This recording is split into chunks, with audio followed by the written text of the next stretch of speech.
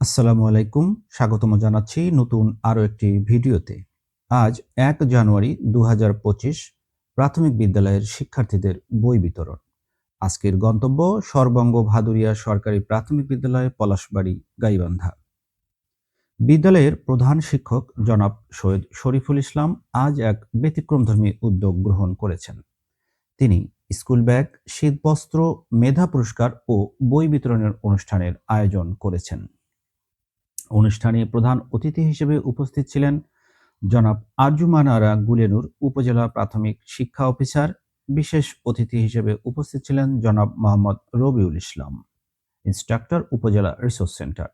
এছাড়াও উপস্থিত ছিলেন জনাব মোসাম্মদ ফেরদৌসী বেগম, সহকারী উপজেলা প্রাথমিক শিক্ষা অফিসার।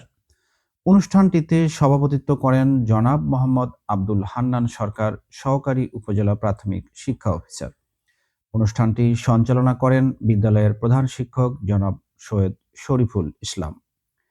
এ সময় উপস্থিত অভিভাবকগণ প্রধান শিক্ষকের ব্যতিক্রমধর্মী উদ্যোগের প্রশংসা করেন এবং তাদের সন্তানদেরকে বিদ্যালয়ে শতভাগ উপস্থিতির বিষয়ে আশ্বাস প্রদান করেন।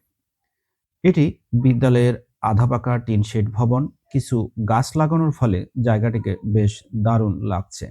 আর এটি হচ্ছে বিদ্যালয়ের ৩ তলা পাকা ভবন। এটি ভবনের নিচতলা বেশ পরিষ্কার পরিচ্ছন্ন। এটি ভবনের ২য় তলা, এটিও বেশ পরিষ্কার পরিচ্ছন্ন। এটি ভবনের ৩য় তলা। এখানেই মূলত আজকের অনুষ্ঠানটি চলছিল। এখান থেকেই বিদ্যালয়ের মাঠের দৃশ্য দেখানোর চেষ্টা করলাম। আজকের মতো এখানেই বিদায় নিচ্ছি। সবাই ভালো থাকবেন, সুস্থ থাকবেন এই কামনায়। আল্লাহ হাফেজ।